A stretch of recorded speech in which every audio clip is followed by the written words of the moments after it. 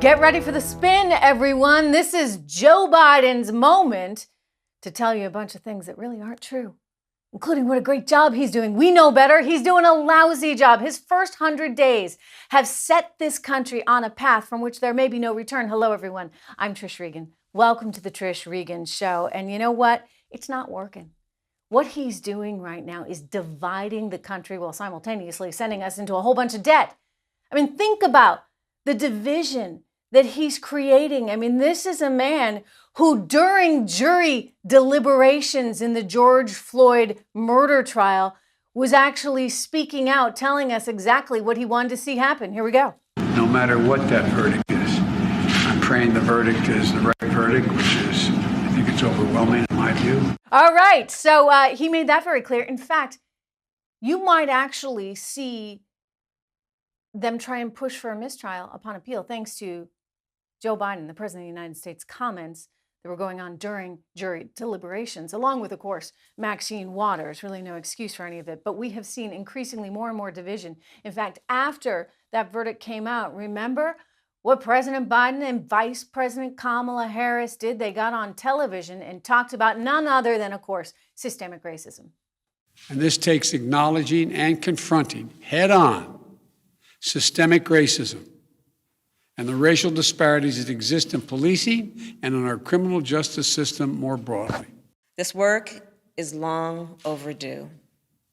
America has a long history of systemic racism. Black Americans, and Black men in particular, have been treated throughout the course of our history as less than human. You see, they're going to take this for all it's worth, right? Politically, for all it's worth. If they keep pushing this narrative of victimhood and division and systemic racism, well, maybe they'll get through all their spending, right? Being able to take from a group of people that are out earning a living and try and redistribute it through government programs. This is what they're now pitching with the $1.8 trillion stimulus that they want, in addition, of course, to the $1.9 trillion that we already got.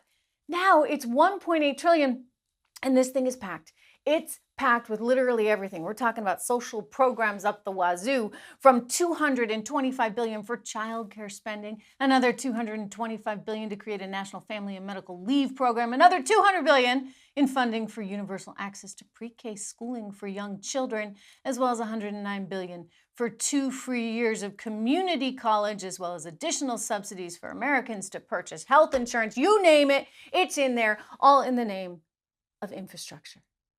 How do you like that? You see, they have a very broad definition of infrastructure right now because it's so necessary given all the systemic racism that they tell us we are facing. I think America is okay with infrastructure. I think actually you could get a lot of Republicans on board with infrastructure, meaning rebuilding our roads and bridges, and you could do so a whole lot more cheaply. But what they're talking about, they're trying to disguise social spending as infrastructure, and that's a problem.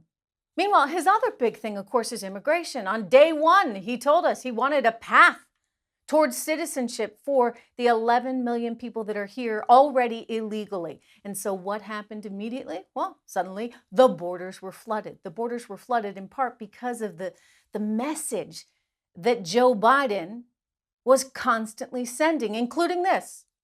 My immigration policy is built around keeping families together, modernizing the immigration system by keeping families, unification, and diversity as pillars of our immigration system, which it used to be. Ending Trump's cruel and inhumane policy at the border to rip children from their mother's arms. To rip children from their mother's arms. You see, it's all Trump's fault.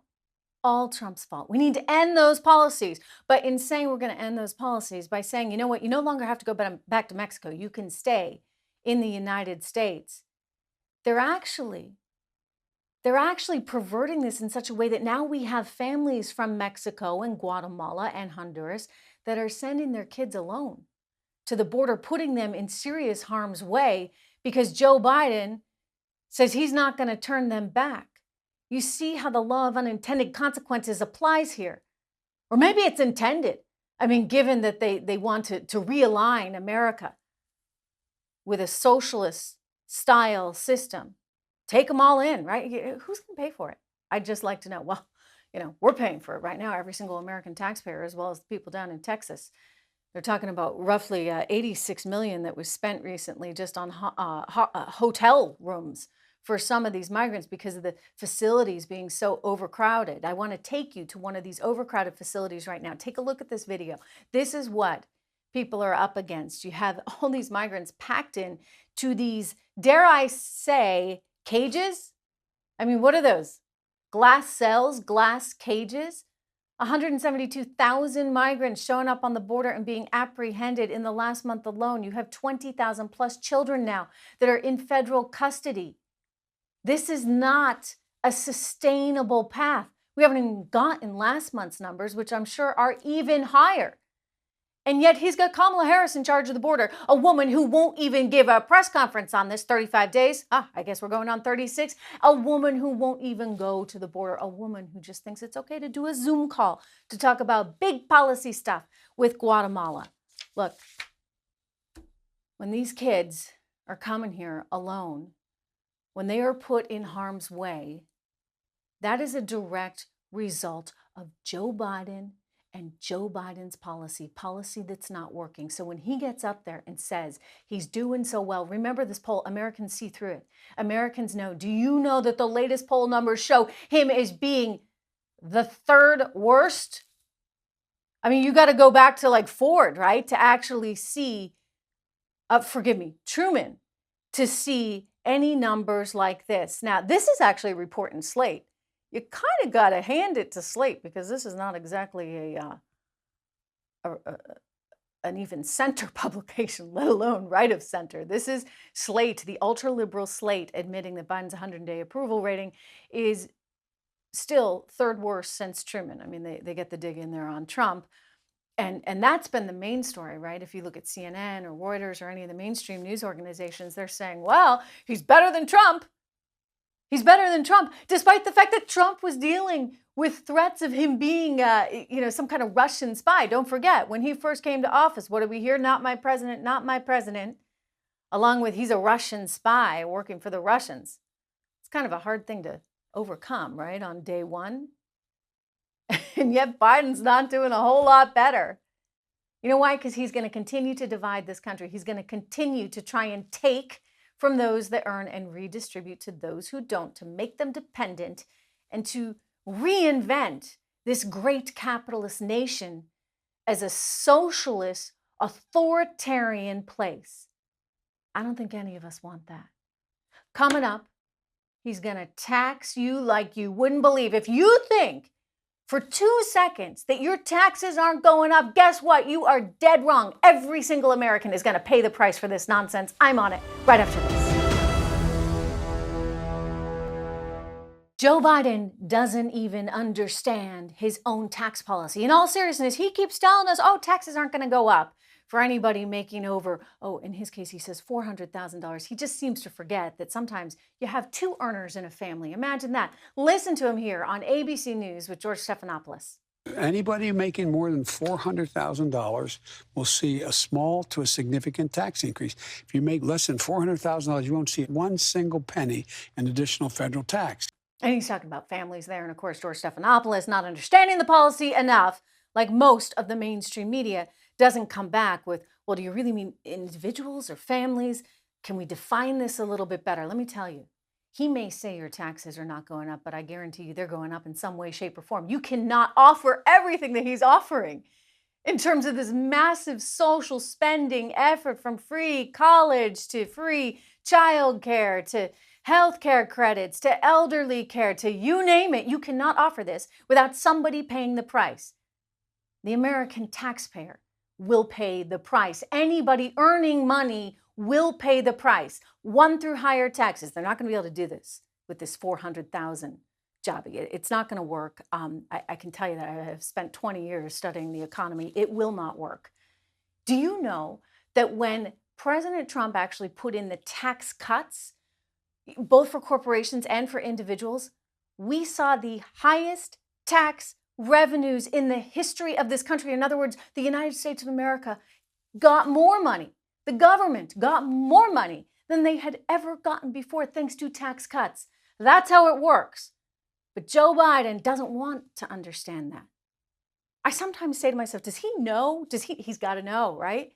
I think he absolutely knows what he's doing. He knows that this policy makes no economic sense, but he doesn't care because it's not about actually growing our economy.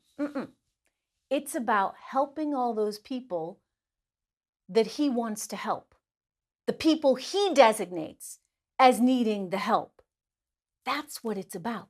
So he's going to raise everyone's taxes in some pretty discriminatory ways. I mean, we saw the other day that Stephen Miller's American First Group is going after the Biden administration, suing and saying, wait a second, this is not constitutional. For example, you're giving help to Iowa farmers based on the color of their skin.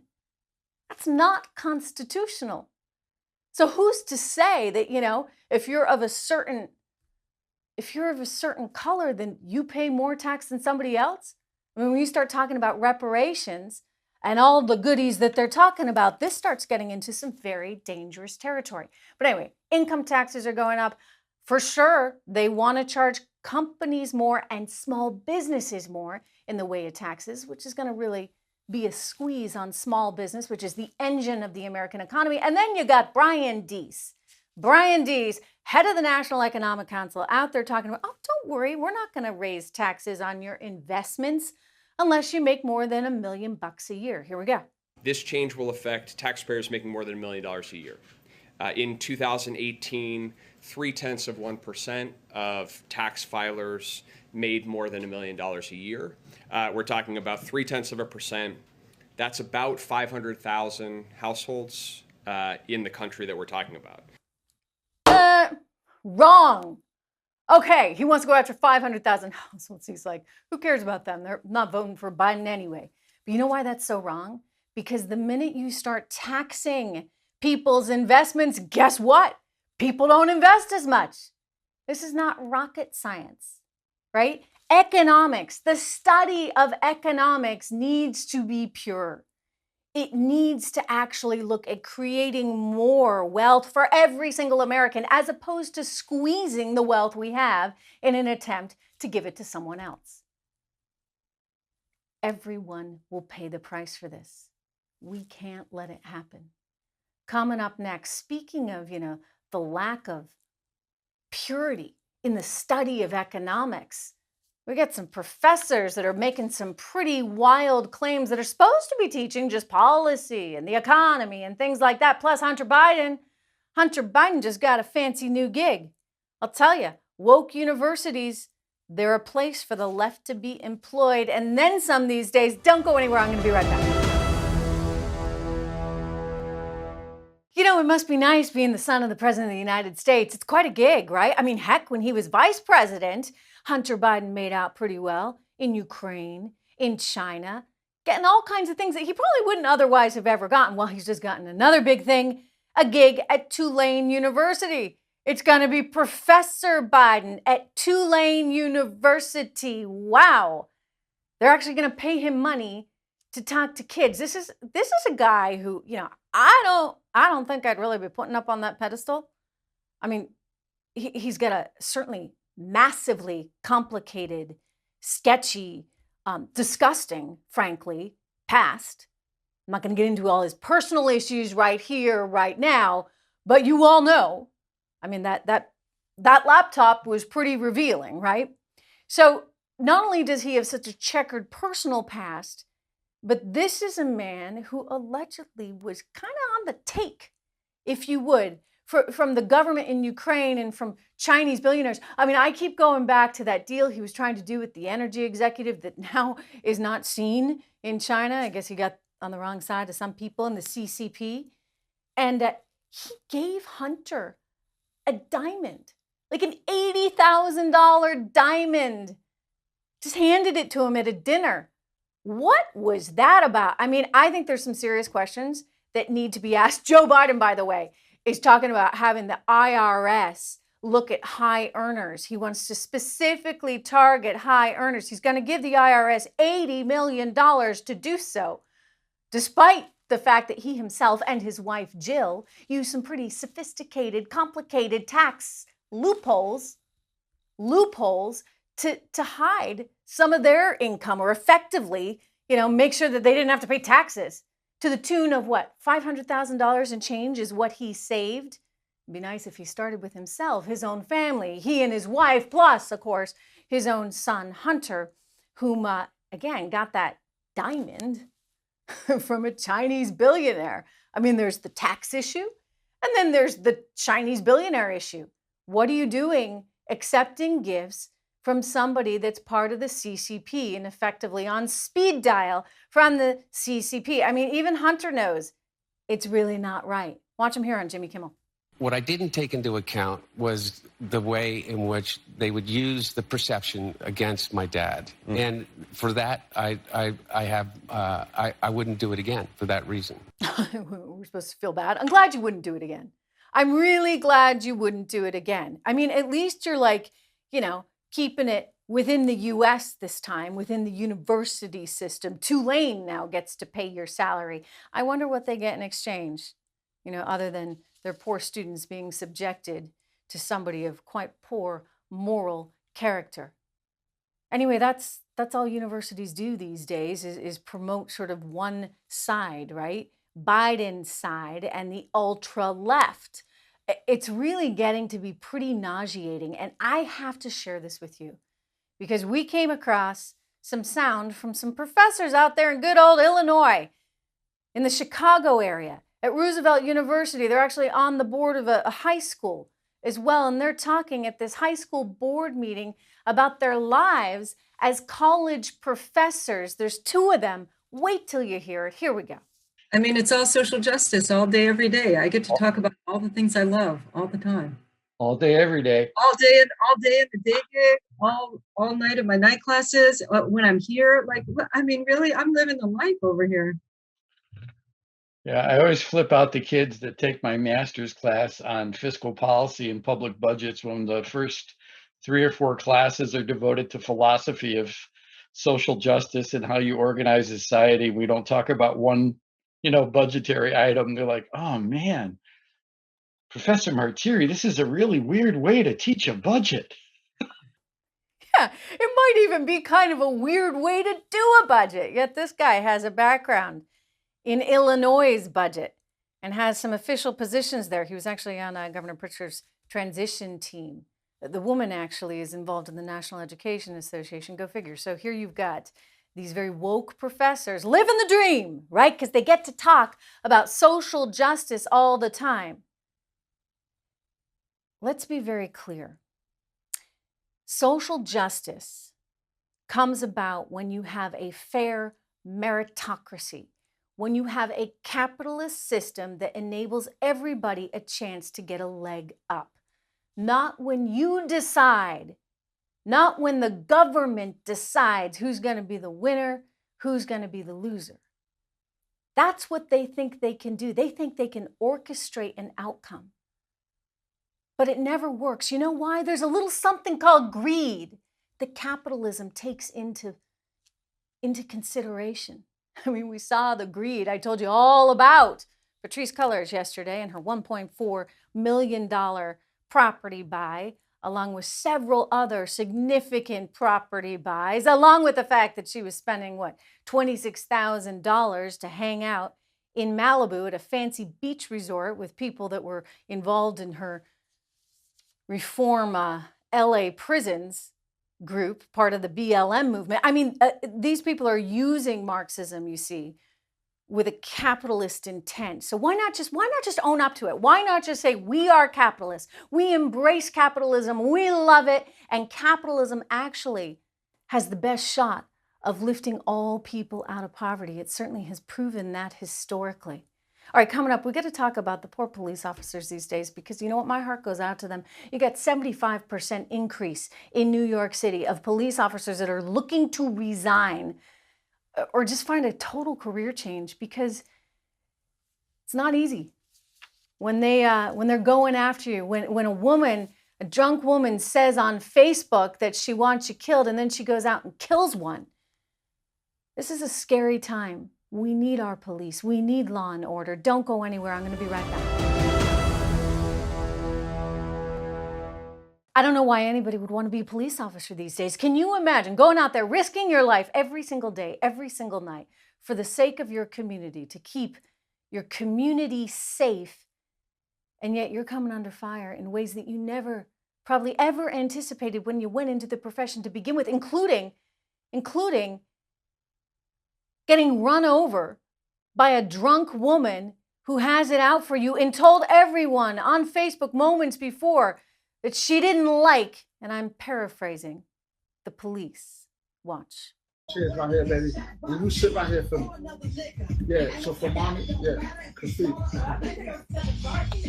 Oh, you think? Oh, just don't unfold it right there. I will see you guys next Monday at 6:30 p.m. back here on Face of Reality Radio, on the Instagram and on the Facebook. And until then, the police. Yeah. She said some other things that were pretty pointed and pretty awful. They've since been taken down from Facebook. That's all we can show you. But she made it very clear that she didn't want police officers to live. And then, drunk as she was, as you saw her there, she went out, got into her car, and hit it and killed a police officer in Queens, New York. And you wonder why police are saying, wait a second, this isn't what I signed up for. You know, you have a certain kind of bullet on your head. I hate to use those words, but that's the reality of it now, just by being a police officer, just by being in uniform, because of the hate that has been pushed, the divisive rhetoric. Look at this report out of the New York Post. They're talking about 75% of an increase in the number of people that are retiring, cops retiring, 5,300 cops. They retired or put their papers in to leave the job last year, and it's a massive spike from the year before. Through April 21st of this year, 831 cops have retired or filed to leave, and many more expected to follow suit in the current anti-cop climate. This is according to a retired New York City police sergeant. You know, I feel for them. I don't know how you go out and do your job. It's a bad line of work to be in when you can't do your job, when you're actually trying to keep a community safe and you say it's 2:38 in the morning and there's a kid, you don't even know he's a kid, shooting at cars. And so you try and stop him. He has a gun in his hand. He turns around, drops it at the last second. You shoot him because sometimes, you know what? It's coming down to, is he going home or are you going home? I mean, that cop has a family too. Nobody likes to look at it from that side of things. I realize it doesn't fit the media's narratives, but these are people too with families of their own, and they're trying to do their best to keep their community safe. And yet, there's this idea that somehow they shouldn't ever resort to force, even if they're going to get killed themselves or even if somebody else is going to get killed. Think about what just happened in the Ma'Khia Bryant case. Let's go to that video right now because you've seen it before. I want you to see it again.